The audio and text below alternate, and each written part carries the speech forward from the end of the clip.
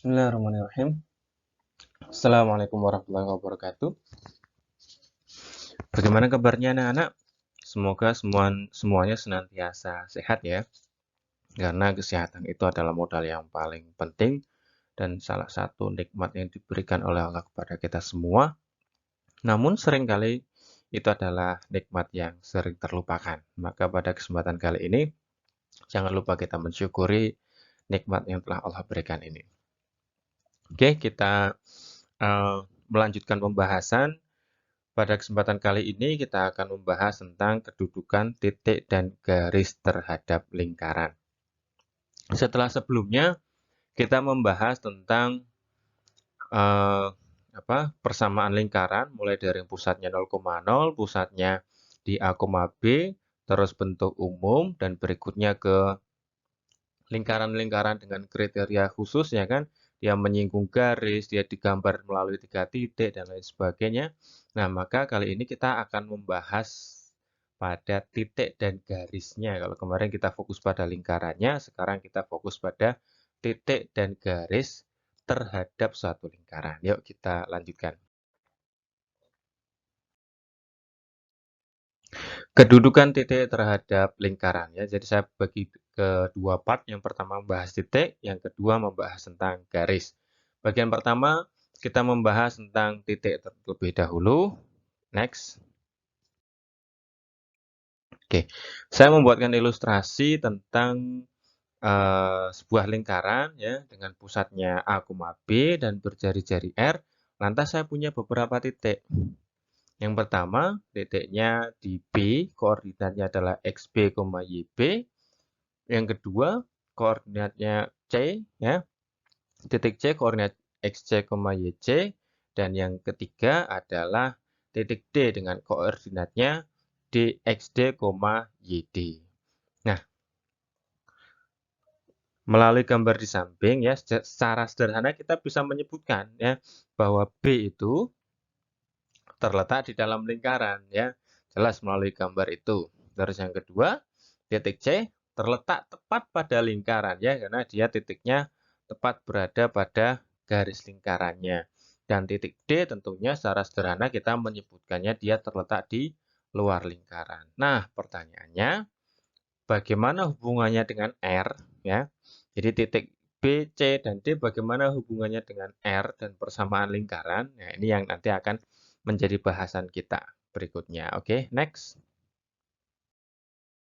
Nah, kita lakukan analisa. Yang pertama, titiknya ya. Titiknya ada B, C, dan D. Letaknya tadi, B itu di dalam lingkaran, C itu pada lingkaran, dan D itu di luar lingkaran. Maka perbandingannya dengan R, kalau kita bandingkan panjangnya ya, otomatis yang di dalam lingkaran jelas dia kurang dari R. Yang kedua, C terletak pada lingkaran itu otomatis sama jaraknya dengan pusat, ya kan? Titik P ke titik C sama. Yang terakhir titik D, jarak P ke D itu otomatis jelas lebih panjang dari lingkaran, seperti itu. Nah, maka dari itu, dari rumus yang kemarin kita gunakan untuk persamaan lingkaran, maka secara sederhana dia menjadi seperti ini, ya. XB dikurangi A kuadrat ditambah YB dikurangi B kuadrat kurang dari R itu kalau titiknya berada di dalam lingkaran. Ya. Jadi komponen X-nya dikurangi dengan pusat lingkaran, komponen X juga dikuadratkan, ditambah dengan komponen Y pada titik yang kita hitung, dikurangi dengan koordinat pusat lingkaran pada komponen Y-nya, nah, lantas dikuadratkan itu merupakan rumus untuk nanti melakukan analisa apakah titik itu di dalam, pada, atau luar lingkaran. Nah, next. Jika disubstitusikan ke dalam bentuk umum persamaan lingkaran, maka menjadi nah, titiknya ini tadi sudah kita bahas. Nah, rumusnya dia berubah menjadi ya sama saja ya.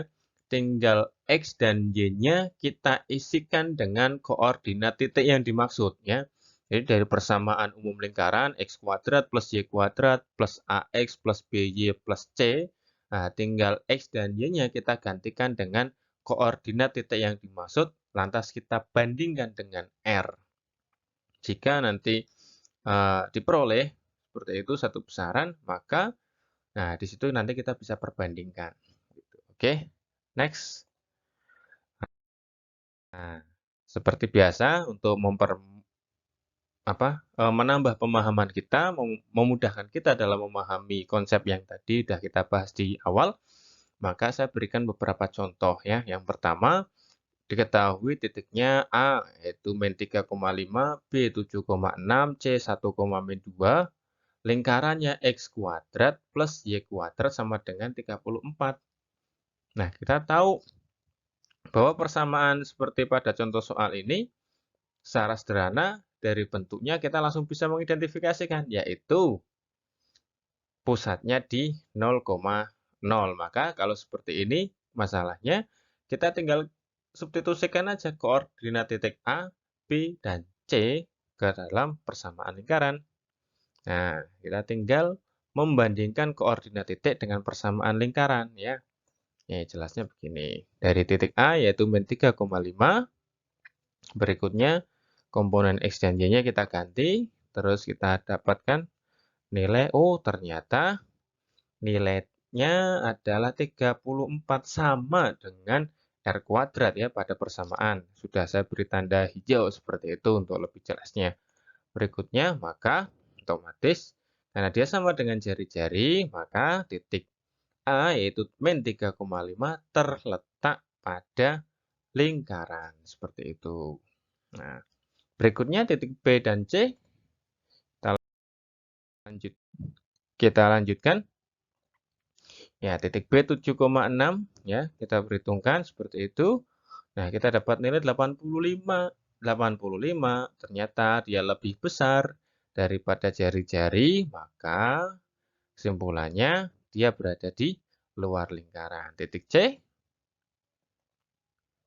Oke, seperti ini perhitungannya. Nah, kita dapat 5. 5 dia lebih kecil daripada jari-jari, maka otomatis kita menyebutnya dia terletak di dalam lingkaran. Oke, selesai analisisnya ya pada contoh soal nomor 1.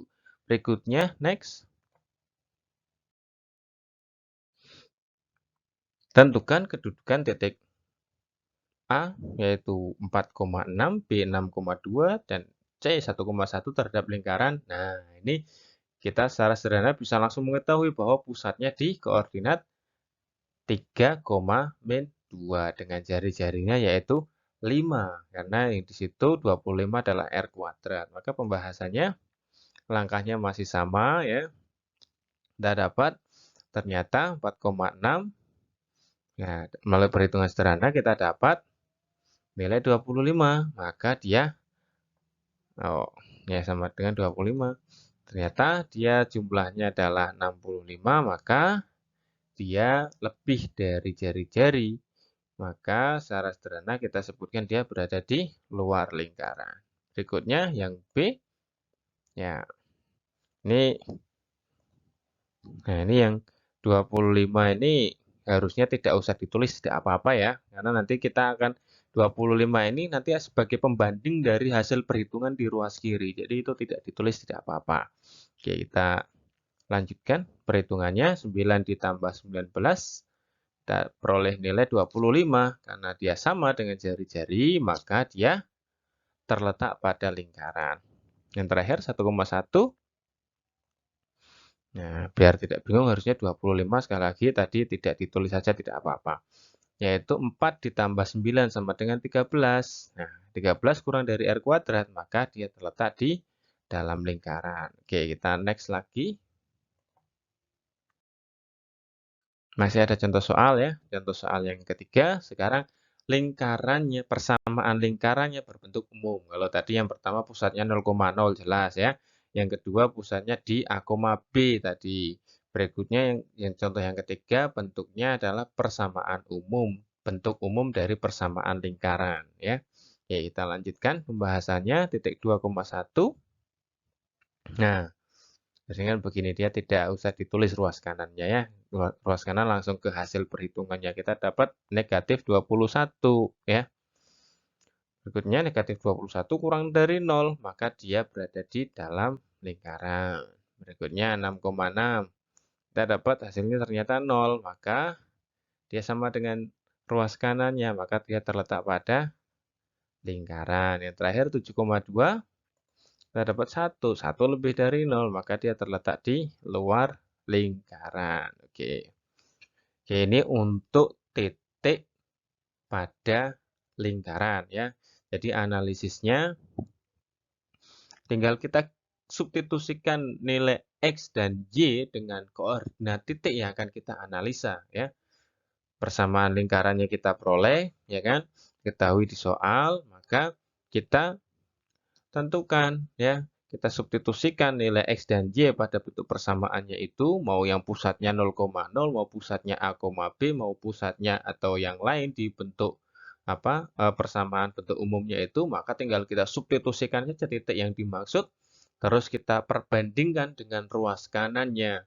Kalau dia kurang dari ruas kanannya, maka dia di dalam lingkaran. Kalau sama, maka dia terletak pada lingkaran. Kalau dia lebih dari ruas kanan dari bentuk persamaan, maka dia terletak di luar lingkaran. Oke, kita next. Berikutnya, pembahasan kita adalah tentang kedudukan garis terhadap lingkaran.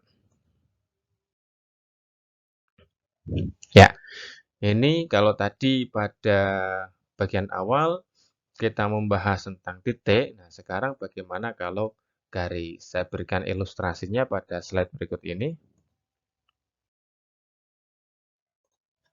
Nah, saya punya lingkaran sama ya, pusatnya pusatnya P, A, B dengan jari-jari R.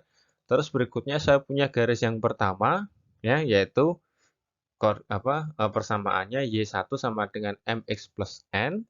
Yang kedua, Y2 sama dengan MX plus N. Yang ketiga adalah Y3 sama dengan MX plus N ya, tentunya dengan M, X, dan N-nya itu berbeda-beda.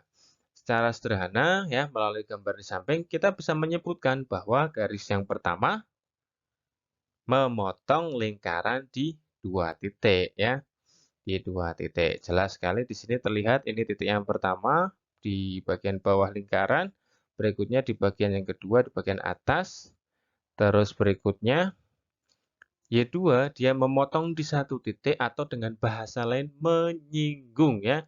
Jadi kita sedikit gunakan yang kemarin ya, sudah saya perkenalkan dengan istilah menyinggung itu dan hubungannya dengan memotong lingkaran, maka menyinggung itu adalah memotong lingkaran pada satu titik saja. Dan yang garis Y3 itu tidak memotong lingkaran, menyinggung juga tidak, apalagi memotong gitu kan. Nah, oke, seperti apa berikutnya?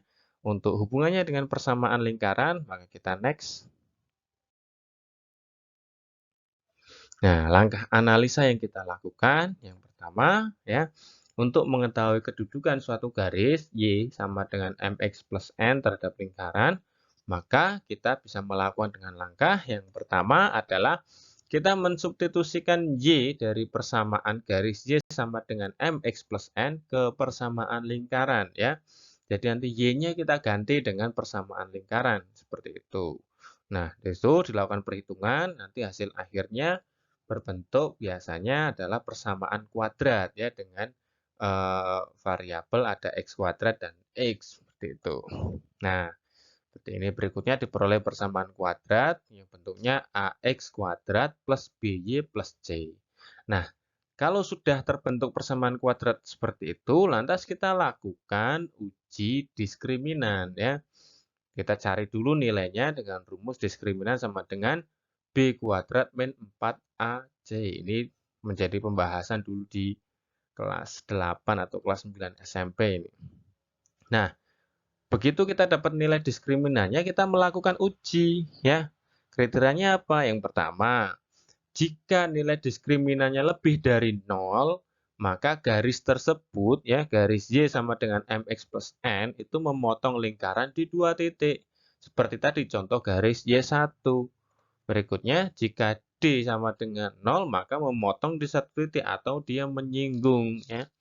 Berikutnya yang C, jika dia kurang dari 0, maka dia tidak memotong lingkaran. Atau seperti garis Y3 yang menyinggung saja tidak, apalagi memotong gitu kan. Nah, berikutnya kita next.